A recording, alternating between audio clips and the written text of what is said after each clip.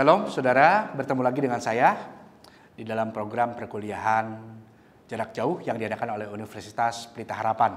Nah, materi yang akan kita pelajari pada saat ini yaitu tentang Rasul Paulus dan surat-suratnya. Nah, saudara-saudara, sebelum kita bicara tentang surat-surat Paulus, sebenarnya kita juga harus melihat tentang perjalanan kehidupan daripada Paulus. Nah, perjalanan kehidupan daripada Paulus secara sejarah sebenarnya dicatat oleh kitab Kisah Para Rasul. Ya, kitab selanjutnya setelah kitab Injil, ya, kitab Kisah Para Rasul. Nah, di sini kita bisa melihat siapa Paulus itu sebenarnya.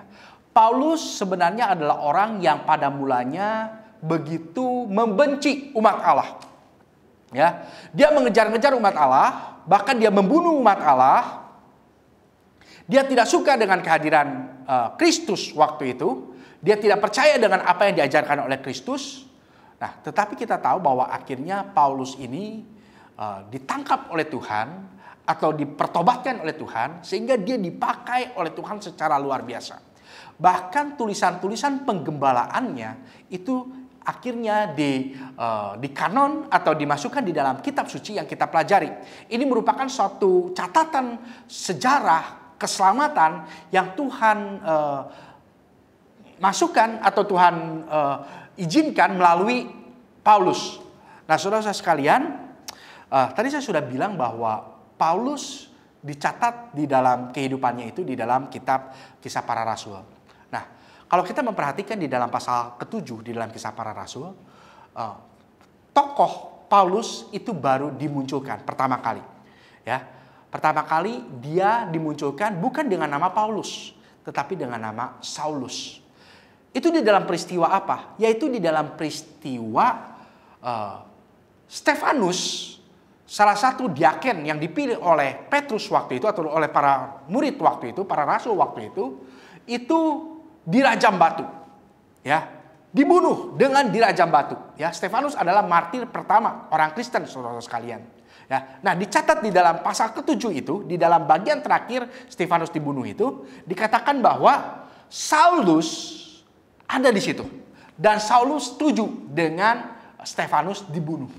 Jadi kalau begitu, Saulus yang nanti terakhir kita sebut dengan Paulus, berarti waktu itu Saulus adalah orang yang hebat. Orang yang memiliki kedudukan yang sangat penting sekali. Karena sampaikan dikatakan bahwa Saulus mengetahui dan Saulus setuju dengan apa yang dilakukan atau apa yang terjadi pada Stefanus waktu itu.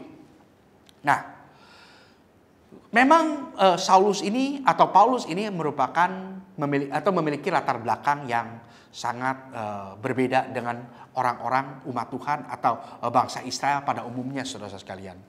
Dia memiliki kelebihan-kelebihan. Itu dicatat di dalam kitab Filipi sebenarnya. Ya, dia memiliki banyak sekali kelebihan, banyak sekali hal-hal yang dia bisa banggakan. Makanya memang dia menjadi seorang pemimpin, ya, yang waktu itu dengan begitu keras melawan atau membela. Dia melawan daripada atau membunuh umat-umat Allah itu atau orang-orang Kristen waktu itu adalah sebagai suatu cara atau satu bentuk dia itu sebenarnya ingin membela atau menjaga kebenaran Taurat yang dia pahami bahwa itu berbeda dengan ajaran daripada Kristus. Nah, saudara-saudara sekalian, Paulus akhirnya ditangkap atau bertobat. Ya, bertemu dengan Yesus secara langsung. Dan dia diutus oleh Kristus untuk memberitakan Injil. Nah, di dalam kitab Kisah Para Rasul itu dimulai perjalanan daripada Rasul Paulus ini. Ya, itu dimulai daripada pasal yang ke-13 sampai dengan bagian terakhir daripada kitab Kisah Para Rasul. Nah, saudara sekalian perhatikan ini bahwa mulai dari pasal 13 sampai dengan pasal terakhir daripada kitab Kisah Para Rasul, di sana Paulus melakukan minimal 3 kali perjalanan penginjilan. Ya, ada peta dan juga ada bagan yang saya muat di dalam modul. Nanti saudara bisa perhatikan ada peta di sana. Ya, bagaimana Paulus itu melakukan perjalanan. Jadi ada minimal 3 kali perjalanan yang dilakukan oleh Paulus. Nah, di dalam setiap atau di dalam perjalanan yang dilakukan oleh Paulus ini, saudara, Paulus itu menulis, ya, menulis baik itu kepada jemaat maupun juga kepada pribadi, ya. Nah, apa tulisannya? Nah, tulisannya itu adalah yang kita akan melihat di dalam kitab-kitab yang dimuat di dalam Perjanjian Baru. Ya, ada kitab Roma, ada kitab Korintus, ya, ada Efesus, ada Filipi, ada Kolose dan sebagainya. Jadi kitab-kitab itu ditulis oleh Paulus di dalam perjalanan-perjalanan yang dia lakukan dan itu dicatat di dalam Kisah Para Rasul. Jadi di dalam setiap perjalanan atau di dalam perjalanan dia menulis. Misalkan di dalam perjalanan pertama dia menulis kitab Galatia dan seterusnya. Jadi kita melihat di sini polanya bahwa tentang Paulus dan surat-suratnya, bahwa Paulus melakukan perjalanan lalu dia menulis dan tulisan-tulisannya itu juga dimuat di dalam Alkitab sebagai firman Tuhan yang sudah dikanonkan.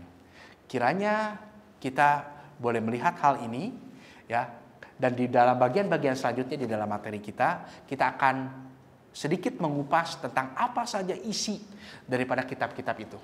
Ya, kitab-kitab itu memiliki latar belakang, kitab-kitab itu memiliki tujuan, kitab-kitab itu memiliki alasan kenapa ditulis. Ya, tapi sekarang kita akan melihat bahwa Rasul Paulus, orang yang dipakai oleh Tuhan itu akhirnya menulis dan tulisan-tulisannya dicatat di dalam firman Tuhan atau di dalam Alkitab.